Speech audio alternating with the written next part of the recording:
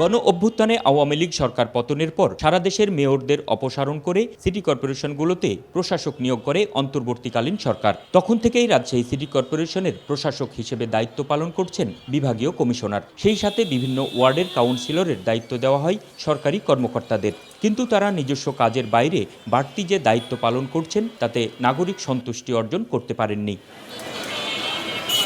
BNP সরকার ক্ষমতায় আসার পর দেশের বিভিন্ন সিটি কর্পোরেশনে রাজনৈতিক নেতাদের প্রশাসক নিয়োগ দেওয়ায় আলোচনা শুরু হয়েছে রাজশাহী সিটি কর্পোরেশনেও। বিএনপি দলীয় নেতারা অনেকেই এরই মধ্যে এই পদ পাওয়ার দৌড় শুরু করেছেন। কে হতে পারেন রাজশাহী সিটি কর্পোরেশনের প্রশাসক? এই তালিকায় অন্তত 6 জন বিএনপি নেতা নিজেকে যোগ্য হিসেবে দাবি করছেন। সম্ভাব্য তালিকায় আলোচিতদের মধ্যে একজন রাজশাহী সিটি কর্পোরেশনের সাবেক মেয়র, বাকিরা স্থানীয় বিএনপির গুরুত্বপূর্ণ পদের নেতা। 5 আগস্টের পর থেকে সিটি কর্পোরেশন থমথম একটা ভাব আছে, মানুষের সেবা সঠিক মতন পায়নি।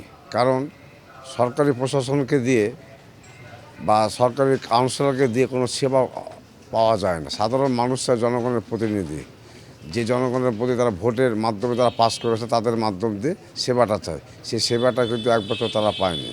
তো আমরা বিভিন্ন সময় দেখছি বিভিন্ন জায়গাতে প্রশাসক নিয়োগ দিয়েছে, রাজশাহীটা এখনও পর্যন্ত দিইনি।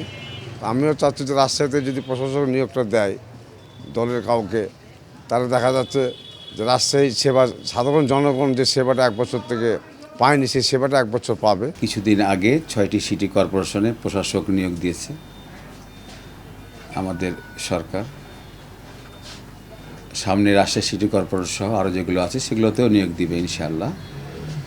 তো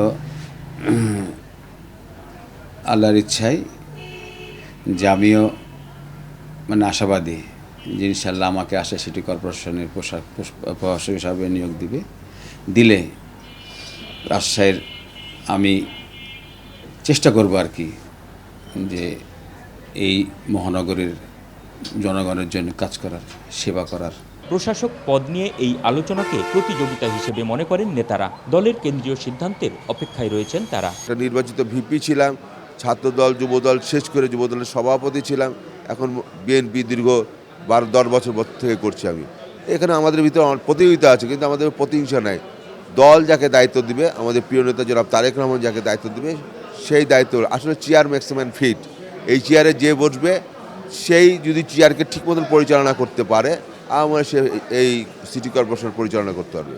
এটা হচ্ছে রাজশাহী মহানগরবাসী সবার প্রত্যাশা, ঠিক যেভাবে যুবদল থেকে এসেছিল এই তরুণ নেতৃত্বগুলো তারাও চাচ্ছে। ঠিক একভাবে আপনি যেমন শুনেছেন আমিও তেমন শুনে আমাকেও সবাই অলরেডি বিভিন্ন জন মেয়র বলতে শুরু করেছে। আমি এই রাজশাহী মহানগরবাসীর প্রতি আমি কৃতজ্ঞ।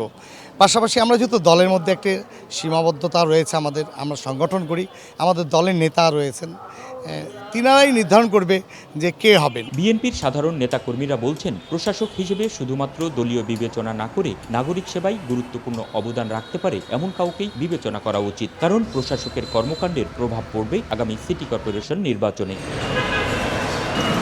Ahsan Habib, Apu, one news, Rajshahi.